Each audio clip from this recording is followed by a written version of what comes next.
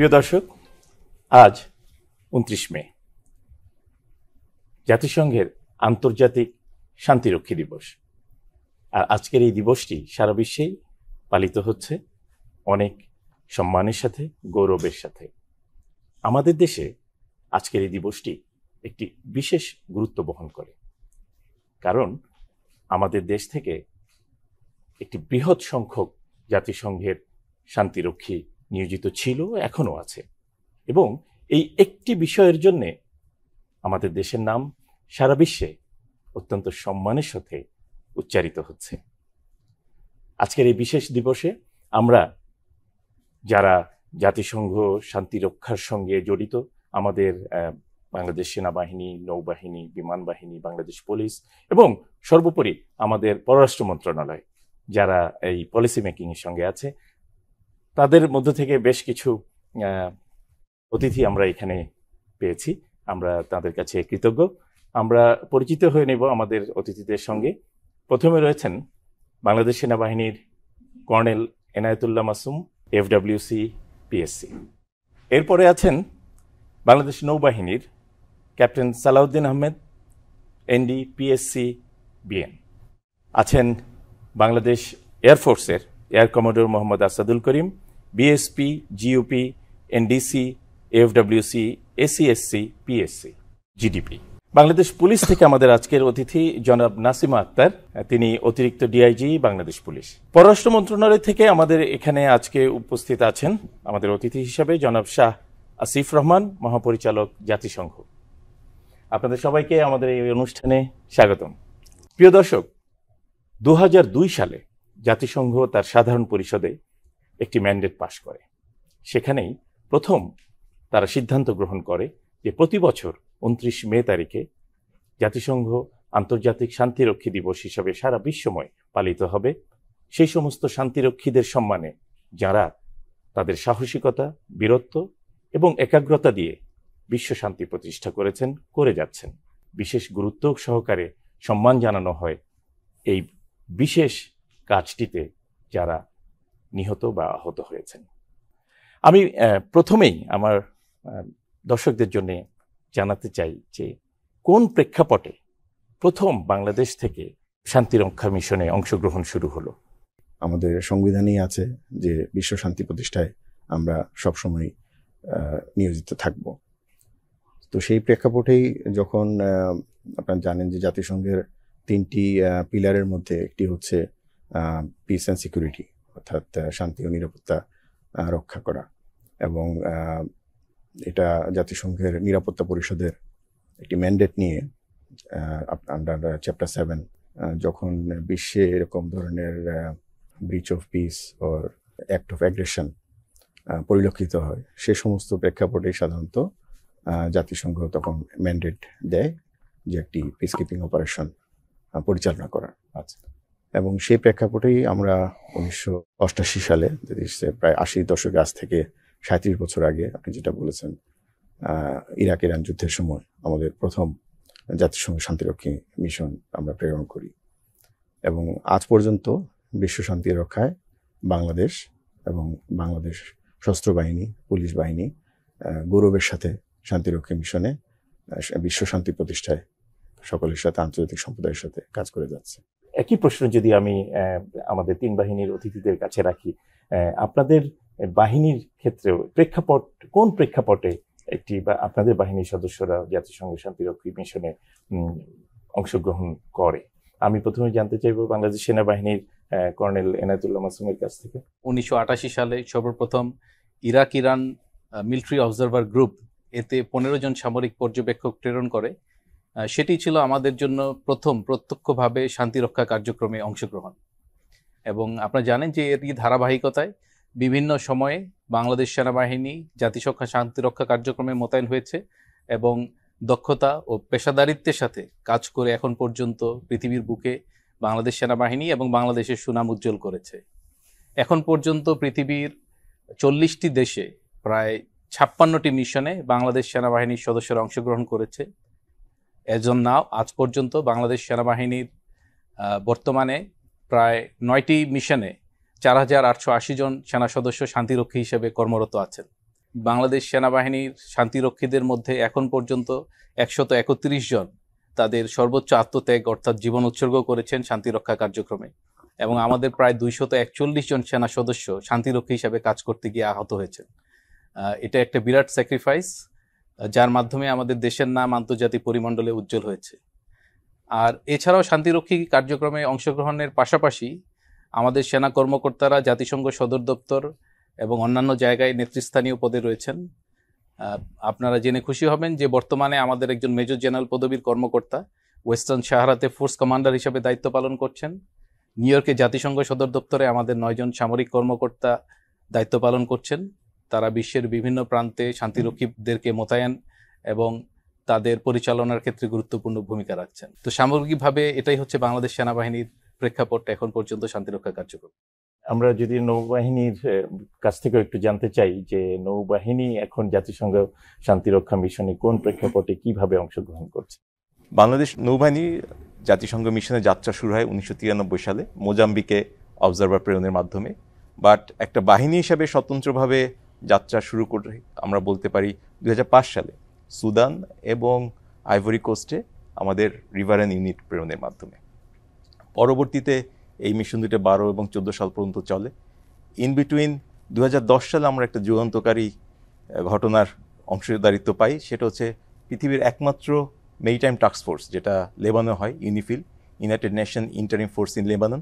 সেখানে একটি আন্তর্জাতিক ইউরোপিয়ান দেশের সাথে বাংলাদেশ অংশগ্রহণ করে। আচ্ছা। এবং সর্বশেষ বর্তমানে যে সাউথ সুদানে 2015 সাল থেকে আমাদের এটি riverine unit UNMISS, United Nation Mission in South Sudan, সেখানে নিয়োজিত রয়েছে।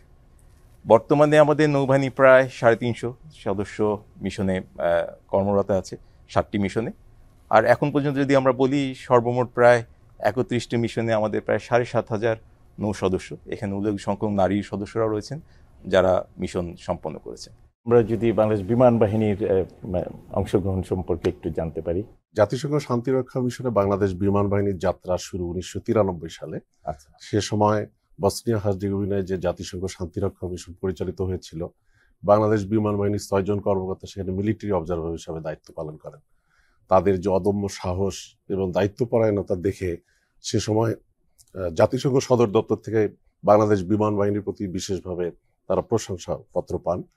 এরই ধারাবাহিকতায় বাংলাদেশ বিমান বাহিনী এভিয়েশন কন্টিনজেন্ট হিসাবে ডিপ্লয় করে 1995 সালের সেপ্টেম্বর মাসে আমাদের 2টি বেল 212 হেলিকপ্টার এবং 26 জন কর্মকর্তা কুয়েতে জাতিসংঘ মিশনে তারা যায়।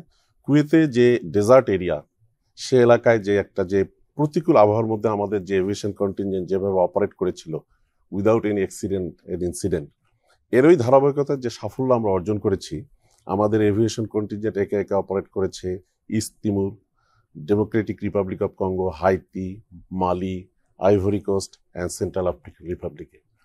বর্তমানে আমাদের 396 জন কর্মকর্তা এবং আমাদের সদস্য জাতিসংঘ মিশনে নিয়োজিত আছেন। এবং টিল ডেট বাংলাদেশ বিমান বাহিনী প্রায় 25টি দেশের 28টি মিশনে আমাদের 3294 জন সদস্য, বাংলাদেশ বিমান বাহিনীর সদস্য জাতিসংঘ শান্তিরক্ষা মিশনে কাজ করেছেন। বর্তমানে আমাদের 3টি এভিয়েশন কন্টিনজেন্ট ডিপ্লয়েড আছে। ডেমোক্রেটিক রিপাবলিক অফ কঙ্গোতে আমাদের 6টি MI-171 helicopter utility aviation unit আছে এবং একটি C-130 নিয়ে এয়ার ট্রান্সপোর্ট ইউনিট, সেটিও আছে ডেমোক্রেটিক রিপাবলিক অফ কঙ্গোতে, এবং 3টি MI-171 হেলিকপ্টার নিয়ে আর্মড ইউটিলিটি হেলিকপ্টার ইউনিট নিয়োজিত আছেন সেন্ট্রাল আফ্রিকান রিপাবলিকে।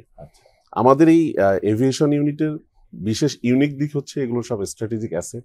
সো এগুলোর বিভিন্ন ধরনের যে স্ট্র্যাটেজিক টাস্কগুলো থাকে জাতিসংঘের বিভিন্ন মিশনে, সেগুলো আমরা দৈনন্দিনভাবে বিভিন্ন ধরনের মিশন করে থাকি, যেমন humanitarian assistance and disaster relief, troops insertion extraction, তারপরে ক্যাসেভ্যাক, ম্যাডেভ্যাক, এ ধরনের বিভিন্ন যে মিশনগুলো হয় ডে অ্যান্ড নাইট আমরা 24/7 এই জিনিসগুলো অপারেট করে থাকি। আমরা এখন যদি একটু বাংলাদেশ পুলিশের অংশগ্রহণ সম্পর্কে জানতে পারি যে এই পর্যন্ত জাতিসংঘ মিশনে কবে থেকে এখনো পর্যন্ত কতজন সদস্য পুলিশ থেকে জাতিসংঘ শান্তিরক্ষী হিসেবে কাজ করেছেন? আমরা 1989 সাল থেকে নামিবিয়া মিশনে অংশগ্রহণের মাধ্যমেই বাংলাদেশ পুলিশের পদযাত্রা শুরু হয়। সে থেকে অদ্যাবধি আমরা বিভিন্ন কান্ট্রিতে, আফ্রিকান কান্ট্রি, পূর্ব Timor, South Sudan, Ivory Coast, Liberia এবং হাইতি, মালি, কঙ্গো বিভিন্ন মিশনে শান্তিরক্ষী সদস্য অংশগ্রহণ করেছে। আচ্ছা। এর মধ্যে আমাদের 24টি দেশে প্রায় 26টি মিশনে 21,815 জন শান্তিরক্ষী সদস্য অংশগ্রহণ করেছেন।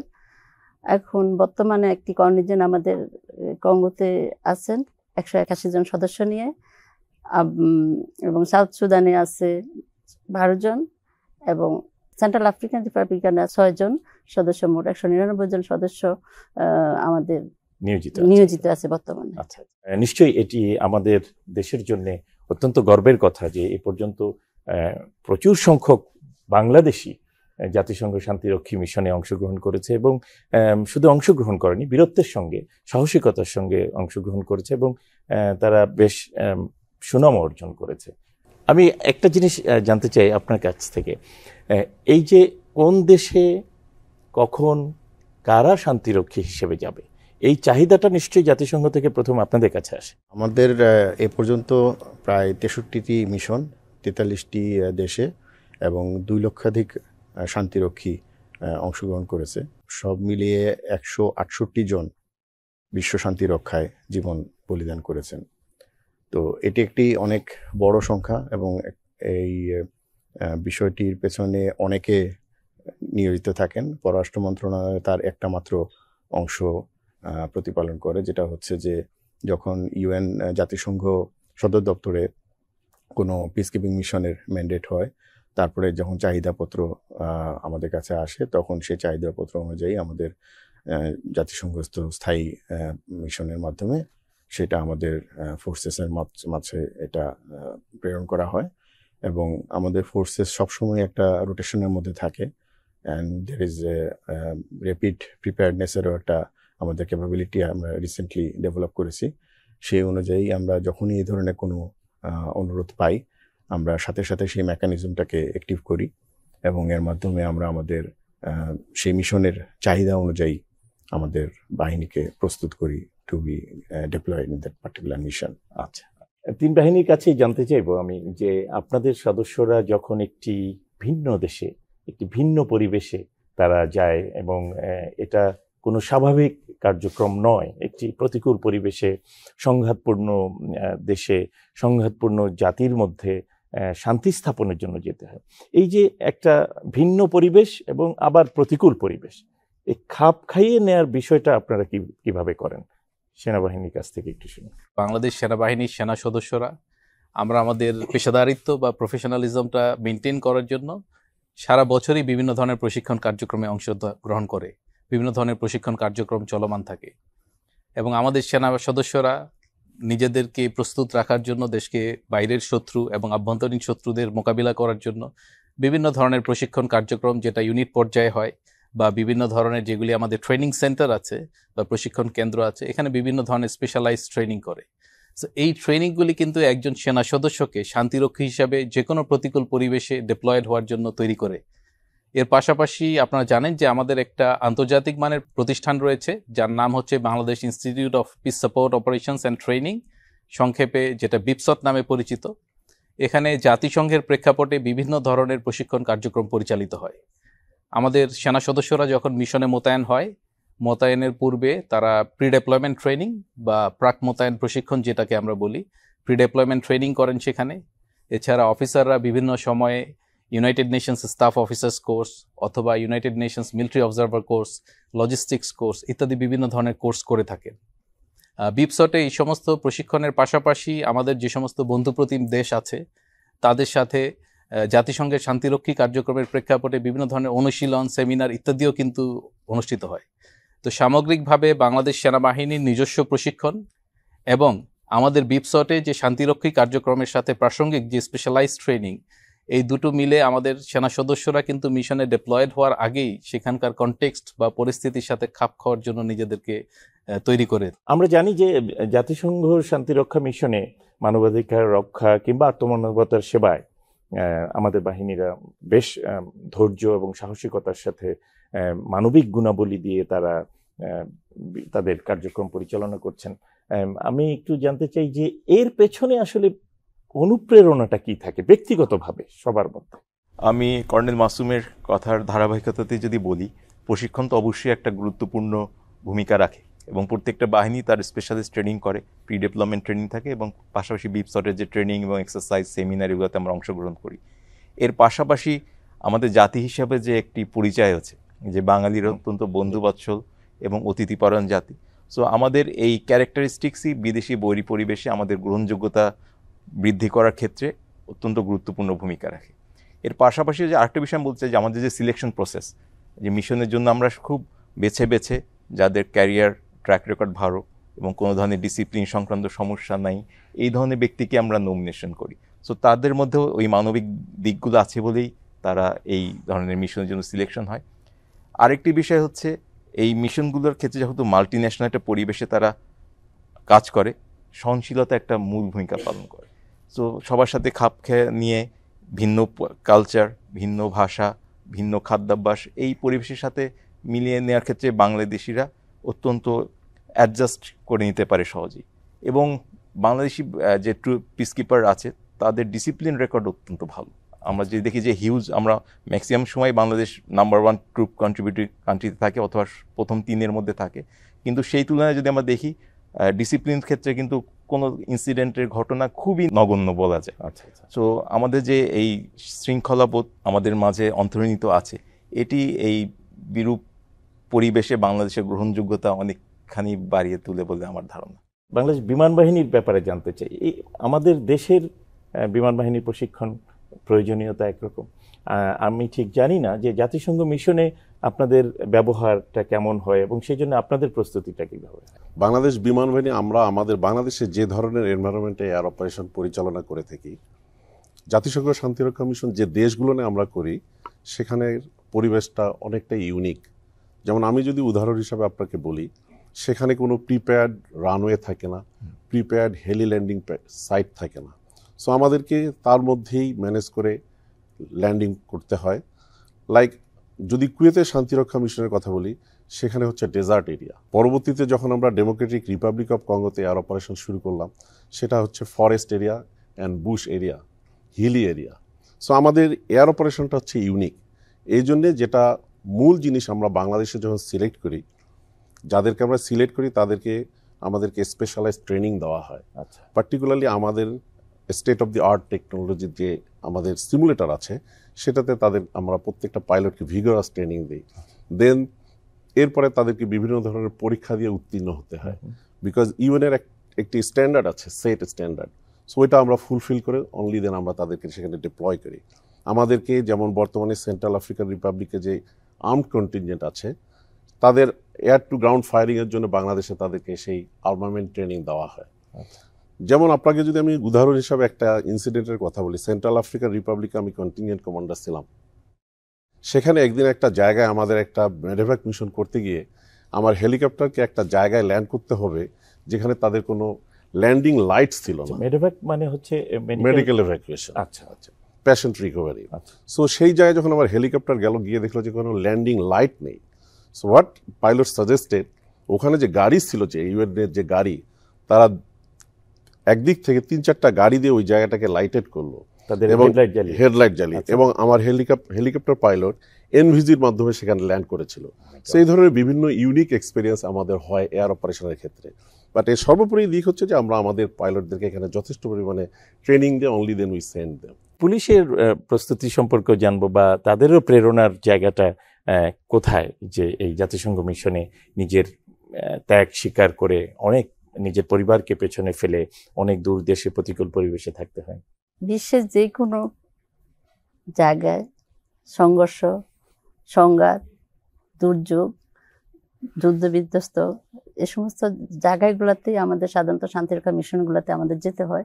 সেই ক্ষেত্রে আমাদেরকে ইউনাইটেড মিশন কর্তৃক একটা ডেজিগনেটেড ট্রেনিং সেন্টার আছে, যেটা আমাদের টাঙ্গাইল মহড়া, সেখানে আমাদেরকে ট্রেনিং নিতে হয় বিভিন্ন বিষয়ে। আচ্ছা আচ্ছা, সেখানে আমাদের যাত্রী, এটা কি আপনাদের সব সদস্য নেয় নাকি যারা? আমরা এটা এফপিও কন্টিনজেন্টের জন্য মূলত ট্রেনিং সেন্টারটা, এবং আইপিও সদস্য এবং পুলিশ গার্ড ইউনিট এবং লেভেল প্রফেশনাল লেভেল যারা আছেন ওনারা ব্যক্তিগতভাবে ট্রেন আপ, বিভিন্নভাবে গিয়েই ওনাদের সেট মিশন যেটাকে আমরা বলি, সেটাও মিশন থেকে কর্তৃপক্ষ এসেই পরীক্ষা নিয়েই তাদেরকে এক্সাম দিয়ে ড্রাইভিং থেকে শুরু করে রিটেন দিয়ে মৌখিক পরীক্ষা নিয়ে তারপরে ওনাদেরকে সিলেক্ট করে নিয়ে নেওয়া হয়। ঠিক এফপিও কন্ডিজেন্টের ক্ষেত্রেও একইভাবে 6 মাস তাদেরকে কন্ডিজেন্টে প্রশিক্ষণ নিতে হয়, ভাষাগত থেকে শুরু করে সব দিক সর্ববিষয়ে, যেমন বৈরী আবহাওয়া, প্রতিকূল পরিবেশ, কিভাবে আমাদেরকে কাজ করতে হবে, সে সমস্ত বিষয়গুলো আমাদেরকে প্রশিক্ষণ দেওয়া হয়। এবং সেই অনুপ্রেরণা থেকেই এবং বিশ্ব শান্তি প্রতিষ্ঠার জন্যই মূলত আমরা এই ক্ষেত্রে অনুপ্রেরণা পেয়ে থাকি। পরের বিষয়টি জানতে চাই, সেটি হচ্ছে যে সমস্ত সদস্যরা জাতিসংঘ মিশনে যাচ্ছেন তারা ওখানে গিয়ে আমরা যেটা জানতে পারি পত্রপত্রিকায় বা বিভিন্ন খবরের মাধ্যমে, যে আমাদের সদস্যরা সেই দেশের মানুষের সঙ্গে মিশে যাচ্ছেন, তাদের সঙ্গে বন্ধু হচ্ছেন, তারা বাংলায় গান করছে, বাংলায় কথা বলছে। এই মিশে যাওয়ার ব্যাপারটা কিভাবে আসে? এটা কিন্তু আমাদের মিশনের যে অর্জন এবং বিশ্বব্যাপী শান্তিরক্ষা কার্যক্রমে আমাদের যে সুনাম, এর পিছনে কিন্তু অন্যতম মুখ্য ভূমিকা এই বিষয়টা, যে আপনারা সবাই জানি যে জাতি হিসাবে আমরা অত্যন্ত বন্ধুবৎসল এবং আমরা খুব অতিথিপরায়ণ।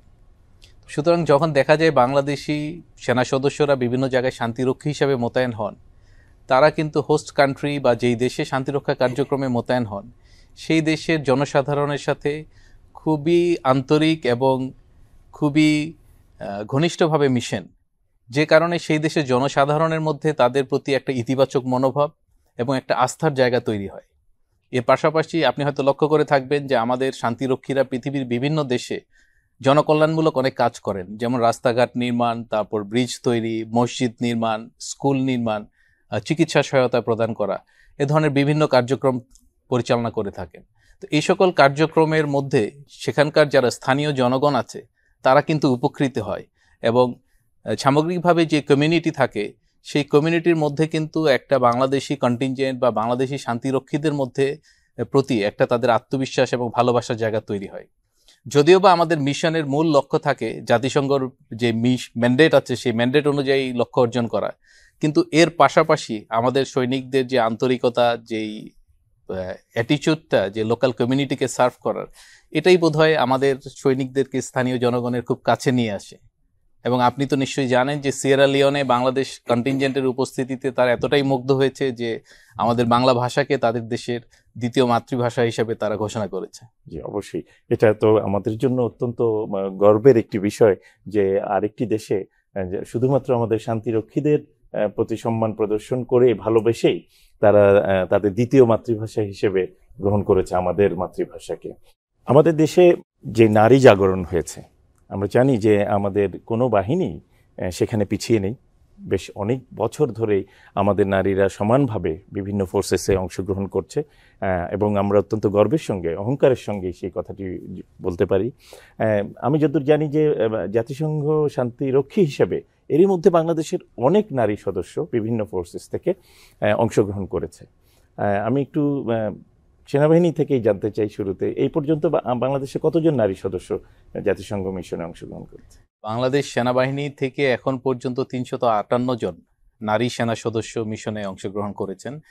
এবং সবাইকেই অফিসার না, আমাদের বিভিন্ন পদবীর সেনা সদস্য, বর্তমানে 358 জন সেনা সদস্য মিশনে অংশগ্রহণ করছেন। এবং আপনি জানেন যে ইতোপূর্বে যদিও জাতিসংঘ শান্তিরক্ষা কার্যক্রম দীর্ঘদিন ধরে পরিচালিত হচ্ছে, কিন্তু আগে নারী সদস্যদের অংশগ্রহণ খুবই সীমিত ছিল। সম্প্রতি গত প্রায় 2 দশক ধরে নারী সদস্যদের অংশগ্রহণ বেড়েছে এবং আমাদের যে সমস্ত সেনাবাহিনীর নারী সদস্যরা মিশনে অংশগ্রহণ করছেন তারা মূলত ফিমেল এঙ্গেজমেন্ট টিমের সদস্য হিসেবে বিভিন্ন টহল পরিচালনা করছেন। তারপর তারা চিকিৎসা সেবা প্রদান করা, সামরিক পর্যবেক্ষক বা মিলিটারি অবজারভার হিসেবে দায়িত্ব পালন করছেন, স্টাফ অফিসার হিসেবে ফোর্স হেডকোয়ার্টার, সেক্টর হেডকোয়ার্টার্সে দায়িত্ব পালন করছেন। মূলত নারী সদস্যরা পুরুষ সদস্যদের সাথে কাঁধে কাঁধ মিলে একই পেশাদারিত্বের সাথে দায়িত্ব পালন করছেন।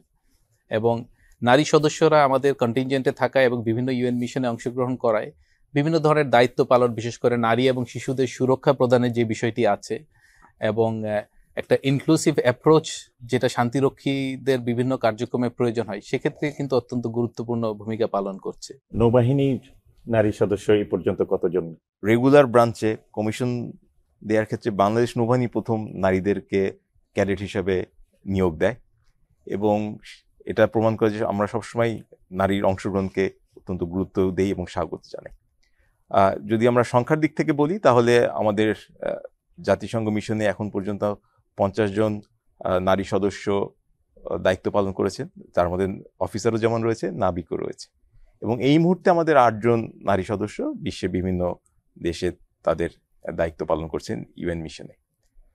আমাদের নেভি যেহেতু সি গোয়িং একটা ফোর্স, সেখানে কিন্তু নারীদের জন্য অনেক চ্যালেঞ্জ রয়েছে, কিন্তু এই চ্যালেঞ্জটাকে তারা অত্যন্ত পজিটিভলি নিয়েছে এবং পুরুষের সাথে কাঁধ মিলিয়ে তারা তাদের পারফরমেন্স দেখিয়ে যাচ্ছে।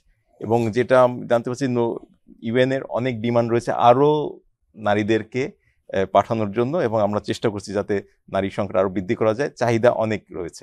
বিমান বাহিনীর এই পর্যন্ত কতজন নারী সদস্য অংশগ্রহণ করেছে? জাতিসংঘ শান্তিরক্ষা মিশনে বাংলাদেশ বিমান বাহিনীর মহিলা সদস্যদের যাত্রা শুরু 2008 সালে। আচ্ছা।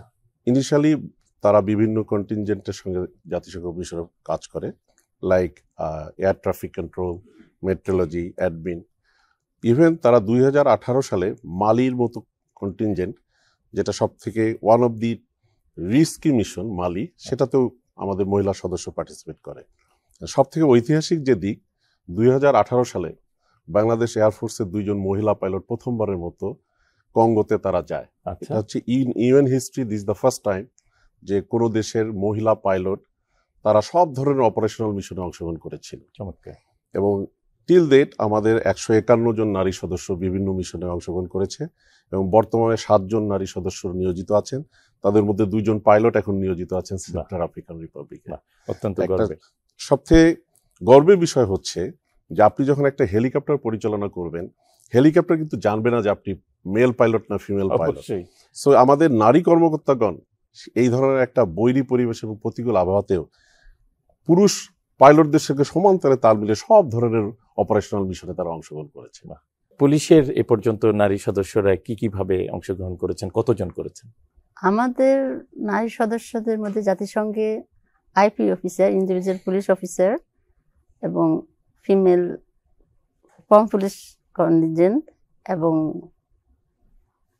প্রফেশনাল লেভেল মিনলি আমাদের 1927 জন নারী কর্মকর্তা সদস্য জাতিসংঘ সদস্য শান্তিরক্ষা মিশনে অংশগ্রহণ করেছেন, মিশন সম্পন্ন করেছেন। এখনো আমাদের দুইটা কন্টিনজেন্ট ছিল। একটা ছিল হাইতিতে 2010 সালে প্রথম কন্টিনজেন্ট, আমাদের ওইখানে ভূমিকম্প যেহেতু হাইতিতে হয়েছিল, তখন আমাদের ওইখানে ফার্স্ট কন্টিনজেন্ট মহিলা কন্টিনজেন্ট যায়, এবং ফার্স্ট কন্টিনজেন্ট হচ্ছে কঙ্গোতে, সেটাতে আমি নিজেই কন্টিনজেন্ট কমান্ডার হিসেবে ছিলাম। 1997 জন আমরা নারী সদস্য অংশগ্রহণ করেছি। এর মধ্যে কিছু ইনসিডেন্টও ছিল, যেমন আমাদের একজন এডিশনাল আইজি, উনি পর্যবেক্ষণ করতে গিয়ে আপনারা জেনে থাকতে পারেন, সেটা হচ্ছে যে উনি অ্যাক্সিডেন্ট করে মারাও গিয়েছেন। আচ্ছা। এরকম একটা দুর্ঘটনা ছিল। আচ্ছা। তবে আমাদের খুবই আছে পুলিশ সদস্য, নারী সদস্যদেরকে জাতিসংঘ নেওয়ার ব্যাপারে খুবই আগ্রহ প্রকাশ করেন সবসময়। আমি একটু আপনার কাছে জানতে চাই, শুরু থেকে তো রেগুলার পুরুষ সদস্যরাই জাতিসংঘ মিশনে অংশগ্রহণ করেছে। যখন প্রথম নারী সদস্যদের জন্য চাহিদা আসলো বা বলা হলো, সেটা কি জাতিসংঘ থেকে চাইলো নাকি বাংলাদেশ থেকেই আমরা প্রস্তাব করলাম যে আমাদের নারী সদস্যরাও আছে, ওরাও যেতে পারবে বা যেতে চায় বা আমরা দিতে চাই? 2017 থেকে 2021 বাংলাদেশের স্থায়ী মিশন জাতিসংঘে নিউ ইয়র্কে আমি ওখানে দায়িত্ব পালন করি। তো আমি আমার একটা পার্সোনাল এক্সপিরিয়েন্স শেয়ার করছি এই বিষয়ে, যে আমাদের তখন কিছু ফটো এক্সিবিশন হয়েছিল। তো আমরা একটা বেশ বড় পোস্টার সাইজের একটা ছবি ছিল, যেখানে আমাদের একটা হেলিকপ্টার, খুব সম্ভবত MI সিরিজের, তার সামনে আমাদের 2 জন নারী পাইলট খুবই সাহসী এবং দীপ্ত ভঙ্গিতে দাঁড়িয়ে একটা ছবি ছিল। আচ্ছা। তো সেটা আমাদের এমন একটা জায়গা ছিল যেখানে ইউএনের যে সাধারণ দর্শনার্থীরা আসেন তারাও ওখানে অ্যাক্সেস পেতেন। তো আমরা খুবই গর্বের সাথে দেখতাম যে অন্যান্য ছবিগুলোর সামনে দাঁড়িয়ে ছবি তোলার চেয়ে তারা কিন্তু এই যে বাংলাদেশি 2 জন নারী পাইলট, তাদের সামনে দাঁড়িয়ে ছবি তোলাটা অনেক বেশি পছন্দ করত। আমি বলবো বিশেষত মেয়ে দর্শনার্থীরা, আচ্ছা। তারা মনে করতো যে দিজ আর দ্য আইডলস, হুম। যে যারা এই ধরনের শান্তিরক্ষা মিশনে হেলিকপ্টার পরিচালনার মতন একটা দায়িত্ব নিয়ে কাজ করছে। তা আমি মনে করি যে আসলে জাতিসংঘের শুধু বিষয়টা না, উইমেন এম্পাওয়ারমেন্ট এবং জেন্ডার প্যারিটিতে ইন জেনারেল বাংলাদেশের যে অবস্থান বিশ্বে, এবং আমি বলবো যে বিশেষ করে দক্ষিণ এশিয়ায় আমরা কিন্তু একটি নেতৃস্থানীয় অবস্থানে আছি। জি। এবং এটা কিন্তু রিকগনাইজ বাই দ্য ইউএন, জাতিসংঘ এটাকে স্বীকৃতি অলরেডি দিয়েছে, এবং এটারই আমরা কিন্তু বলবো যে প্রতিফলন বা রিফ্লেকশন দেখছি ইউএন জাতিসংঘ শান্তিরক্ষী মিশনে। আমাদের পদযাত্রা একটু দেরিতে শুরু হলেও আমাদের পদযাত্রা কিন্তু এখন দীপ্ত এবং সুদীর্ঘ প্রসারী। যেটা আমরা দেখছি যে আমরা আমাদের বাংলাদেশ পুলিশ বাহিনীতে অলরেডি আমাদের যে প্লেজেস ছিল সেটা আমরা অলরেডি 15% অফ দ্য ফোর্সেস সেটা আমরা করতে পেরেছি। একইভাবে আমাদের অন্যান্য ফোর্সেসের মধ্যেও আমরা দেখছি যে নারীর যে পার্টিসিপেশনটা as mandated by the UN, সেটাকে আমরা টার্গেট রেখে সেটাকে অ্যাচিভ করার চেষ্টা করছি। খুবই গর্বিত যে বাংলাদেশের নারী শান্তিরক্ষীরা সামরিক এবং বেসামরিক উভয় পর্যায়ে জাতিসংঘের শান্তিরক্ষা মিশনে খুবই গৌরবোজ্জ্বল ভূমিকা পালন করছে। প্রিয় দর্শক, আমরা সবাই জানি যে জাতিসংঘ শান্তিরক্ষী মিশনে বাংলাদেশের অংশগ্রহণ যে শুধুমাত্র সাহসিকতা, বীরত্ব কিংবা ত্যাগের তা কিন্তু নয়। আমাদের অর্থনীতিতেও এই জাতিসংঘ শান্তিরক্ষা মিশন অনেক ভূমিকা রাখছে। কিভাবে রাখছে সেটা আমরা এখন একটু জানবো সেনাবাহিনীর অতিথির কাছ থেকে। সেনাবাহিনী যখন বিভিন্ন শান্তিরক্ষা কার্যক্রমে নিয়োজিত হয়, এটা যে কেবলমাত্র দেশের জন্য সুনাম বা গৌরব বয়ে নিয়ে আসে তা নয়, এর মাধ্যমে আমাদের কিন্তু অর্থনৈতিক প্রবৃদ্ধিতে, অর্থনৈতিক উন্নয়নে সরাসরি একটা কন্ট্রিবিউশন আছে। আপনি জানেন যে আমাদের সেনা সদস্যরা যারা শান্তিরক্ষা কার্যক্রমে মোতায়েন হয় তারা বৈদেশিক মুদ্রায় অর্থাৎ মার্কিন ডলারে তাদের সম্মানীটা পেয়ে থাকেন, কিন্তু প্রকৃতপক্ষে এই সম্মানীর একটা ক্ষুদ্র অংশ তারা ব্যক্তিগতভাবে পান এবং বাকি অর্থটা কিন্তু বাংলাদেশের অর্থনীতিতে সরাসরি কন্ট্রিবিউট করে। এর পাশাপাশি আমাদের যে সমস্ত কন্টিনজেন্ট মোতায়েন হয়, এই কন্টিনজেন্টগুলিতে আমাদের যে সমস্ত অস্ত্র, সামরিক সরঞ্জাম, যানবাহন, বিভিন্ন ধরনের ইকুইপমেন্ট যা কিছু মোতায়েন করা হয়, সব কিছুর জন্যই কিন্তু ইউএন থেকে রিইম্বার্সমেন্ট বা বৈদেশিক মুদ্রা পাওয়া যায়। আমি যদি আপনাকে বলি তাহলে আমরা বিগত 23 বছরে বাংলাদেশ সেনাবাহিনী প্রায় 30,000 কোটি টাকার অধিক বৈদেশিক মুদ্রা বাংলাদেশের অর্থনীতিতে কন্ট্রিবিউট করেছে। শুধু সেনাবাহিনী? সেনাবাহিনী। আচ্ছা আচ্ছা। এটা নিঃসন্দেহে আমাদের অর্থনীতির জন্য একটা অত্যন্ত ইতিবাচক দিক এবং গুরুত্বপূর্ণ। এর পাশাপাশি আমি যদি ইনডাইরেক্টলি বলি বা অপ্রত্যক্ষভাবে, তাহলে আমাদের সেনা সদস্যরা যখন শান্তিরক্ষী হিসাবে বিদেশে মোতায়েন হন, একটা আন্তর্জাতিক পরিমণ্ডলে কাজের অভিজ্ঞতা নিশ্চয়ই আমাদের মানব সম্পদ উন্নয়নে বিশেষ অবদান রাখে, এবং এটাও কিন্তু ইনডাইরেক্টলি আমাদের অর্থনীতিতে কন্ট্রিবিউট করছে। তো শুধুমাত্র সুনাম অর্জন, আপনি যেমনটা বলেছেন, শুধুমাত্র সুনাম অর্জন নয় বা গৌরব অর্জন নয়, এর পাশাপাশি আমাদের অর্থনীতির ক্ষেত্রেও এই শান্তিরক্ষা মিশনটা একটা গুরুত্বপূর্ণ ভূমিকা রাখছে। বাংলাদেশ নৌবাহিনী তো তাদের বড় বড় জাহাজ নিয়ে বা অন্যান্য বোট এগুলো নিয়ে যাচ্ছে জাতিসংঘ শান্তিরক্ষা মিশন। নিশ্চয়ই নৌবাহিনীর পক্ষ থেকেও যথেষ্ট রেমিটেন্স যোগ হচ্ছে আমাদের অর্থনীতি। বাংলাদেশ নৌবাহিনী বিশ্বের একমাত্র যে মেরিটাইম টাস্ক ফোর্স ইউনিফিল, লেবাননে যে মিশনটি চালিত হচ্ছে সেখানে পার্টিসিপেট করছে। বর্তমানে 5টি দেশ রয়েছে, ইন্দোনেশিয়া একটা বিখ্যাত মেরিটাইম কান্ট্রি, এর সাথে সাথে ইউরোপের বিখ্যাত দেশ যাদের ট্রেডিশনাল নেভাল হিস্ট্রি রয়েছে যেমন জার্মানি, গ্রিস, তাদের সাথে বাংলাদেশ নৌবাহিনীর জাহাজ লেবাননে অপারেশন করছে। 2010 সালে প্রথমে এই মেরিটাইম টাস্ক ফোর্সের অংশ হিসাবে 2টি যুদ্ধ জাহাজ প্রেরণ করে, একটি ফ্রিগেট এবং একটি লাস্ট পেট্রোল ক্রাফট। পরবর্তীতে 2014, 18 সালে এবং 20 সালে এই শিপগুলো পরিবর্তন হয় এবং বর্তমানে বানৌজা সংগ্রাম একটি অত্যন্ত আধুনিক করভেট, যা একটা নতুন শিপ, সব ধরনের আধুনিক সেন্সর এবং ইকুইপমেন্ট এবং উইপন্স রয়েছে। এই শিপটি 2020 থেকে এখানে নিয়োজিত রয়েছে। মেডিটেরিয়ান সি, যেখানে লেবানন অবস্থিত, এটা খুব গুরুত্বপূর্ণ একটি স্থান পৃথিবীর ওয়ার্ল্ড জিওপলিটিক্স হিসেবে, এবং ইতিহাস শুরু থেকেই কিন্তু এখানে বিভিন্ন ডাইনাস্টি তাদের সাম্রাজ্য বিস্তার করার চেষ্টা করেছে। 23টি দেশের এখানে ইজিড রয়েছে, ওভার ক্লেম জোন। সেখানে বাংলাদেশ নৌবাহিনী এই আন্তর্জাতিক বা ইউরোপের স্ট্যান্ডার্ড নৌবাহিনীর সাথে কাঁধে কাঁধ মিলিয়ে বিভিন্ন এক্সারসাইজ এবং দায়িত্ব পালন করছে। এবং এই হিসাবে যদি আমরা শুধু টাকার অর্থে বলি, আনুমানিক প্রায় প্রতিদিন এই জাহাজের জন্য আমরা $11,000 এভরিডে হিসাবে বাংলাদেশ নৌবাহিনী বা বাংলাদেশ প্রাপ্ত হচ্ছে। এছাড়া এটা শুধু আমি ইউনিফিলের কথা বললাম, আমাদের সাউথ সুদানেও 12টি আমাদের পেট্রোল ক্রাফট রয়েছে, যেটার জন্য আমরা বিপুল পরিমাণের বৈদেশিক মুদ্রা সরাসরি আমাদের রাষ্ট্রীয় কোষাগারে যোগ হচ্ছে। এর পাশাপাশি একটি অংশ আমাদের নৌ সদস্যরাও ব্যক্তিগতভাবে লাভ পাচ্ছেন। আমি নিশ্চিত যে বিমান বাহিনীও তার সমস্ত ফোর্স এবং সরঞ্জামের জন্য একইভাবে রিম্বার্স হচ্ছে। যে আমাদের ন্যাশনাল ইকোনমিতে এই জাতিসংঘ শান্তিরক্ষা মিশনে পার্টিসিপেট করার মাধ্যমে যে কন্ট্রিবিউশন বাংলাদেশ বিমান বাহিনীর জন্য এটা ইউনিক। আমাদের কন্টিনজেন্ট গুলো হচ্ছে সাইজের ছোট, লাইক একটা কন্টিনজেন্ট হয়তো 125, 150, বাট ইউনিক দিক হচ্ছে আমাদের যে হেলিকপ্টার বা C-130 এয়ারক্রাফট রয়েছে, লাইক আমি যদি 1 ঘন্টা ফ্লাই করি আমার হেলিকপ্টার, তাহলে আমি পার আওয়ার $4,600 পাই, যেটা আমার ন্যাশনাল ইকোনমিতে যাচ্ছে। যদি আমি 1 ঘন্টা ফ্লাই করি আমার C-130 এয়ারক্রাফট, $6,800, ক্লোজ টু $7,000 আমার যায় ইউএনএ। এবং আমরা যে যাত্রা শুরু করেছি 1995 সালে আমাদের যে ফ্লাইং কন্টিনজেন্টের, টিল ডেট আমরা প্রায় মোর দ্যান 80,000 আওয়ার ফ্লাই করেছি। So now you can understand যে কতটুকু।